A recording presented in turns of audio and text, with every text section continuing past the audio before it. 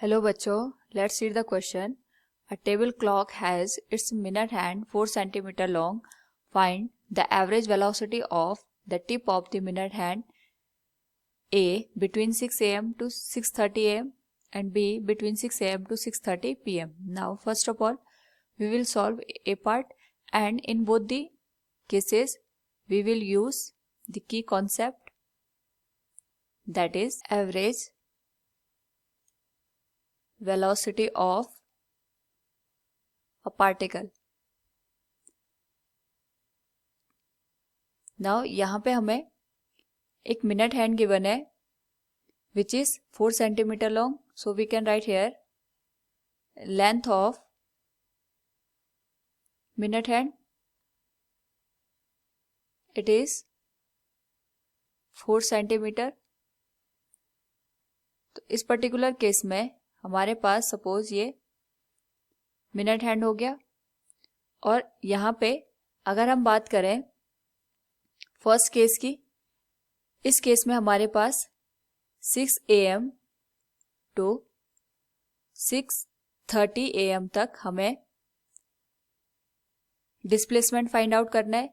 यानी जब हमारे पास 6 am का टाइम होगा, उस पर्टिकुलर केस में the minute hand will be at 12, और जैसे ही हमारे पास यहाँ पे 6:30 का टाइम होगा, the minute hand will be at 6. यानी अगर हम बात करें यहाँ पे मिनट हैंड की, it is making a semi circle, तो टोटल डिस्प्लेसमेंट इस पर्टिकुलर केस में हो जाएगा 2 times of the radius of semi circle which is the length of the minute hand. यानी जो मिनट हैंड है ये हमारे पास यहाँ पे रेडियस का काम कर रही है, तो इस रेडियस का अगर हम यहाँ पे जस्ट डबल ले लें, इट विल बी 8 सेंटीमीटर, और यही हमारे पास यहाँ पे डिस्प्लेसमेंट का काम करेगा. नाउ अगर हम यहाँ पे देखें, जो टाइम है it will be half hour,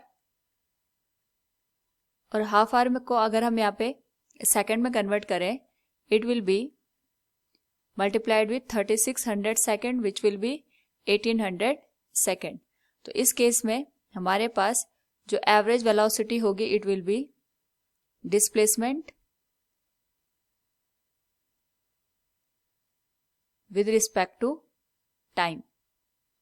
now यहाँ पे हमारे पास जो डिस्प्लेसमेंट है इट विल बी 8 सेंटीमीटर, और जो टाइम होगा it will be 1800 second. So if we solve this, we will get average velocity equal to 4.4 into 10 raised to power minus 3 centimeter per second.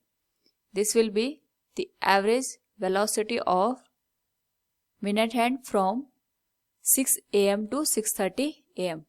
Now अगर हम बात करें यहाँ पे B पार्ट की, it is from 6 am to 6:30 pm. तो इस केस में अगर हम इसको रिजॉल्व करके देखें, तो सबसे पहले 6 am to 6 pm we are getting 12 बार, और इस पर्टिकुलर केस में अगर हम यहाँ पे देखें, जो हमारे पास मिनट हैंड है it will start from 12 and also return to its original position. तो इस केस में हमारे पास यहाँ पे बनेगा 360 डिग्री का एंगल, यानी पूरा एक सर्कल बनेगा, और यहाँ पे हमारे पास जो डिस्प्लेसमेंट हो जाएगा 6 am to 6 pm, it will be 0. Now अगर हम बात करें यहाँ पे 6 pm टू 6:30 pm, तो हमारे पास यहाँ पे बनेगा हाफ एन आवर, और इस पर्टिकुलर केस में जो एंगल बनेगा इट विल बी 180 डिग्री. यानी हमारे पास जो डिस्प्लेसमेंट होगा it will be equal to the 2 times of the जो हमारे पास length of the minute hand है. नाउ अगर हम यहाँ पे देखें, we can write this displacement equal to the 2 times of 4 centimetre, ये हो जाएगा 8 सेंटीमीटर के बराबर। नाउ अगर हम यहाँ पे टाइम की बात करें तो 12 hour plus half an hour, अगर हम इसको सेकंड में कन्वर्ट करें it will be 12 into 3600 second plus 1/2 into 3600 second. Now अगर हम इस होल वैल्यू को सॉल्व करें it will be 45,000 second. So we can find out the average velocity in this case, which will be displacement with respect to time, और यहाँ पे displacement की value हो जाएगी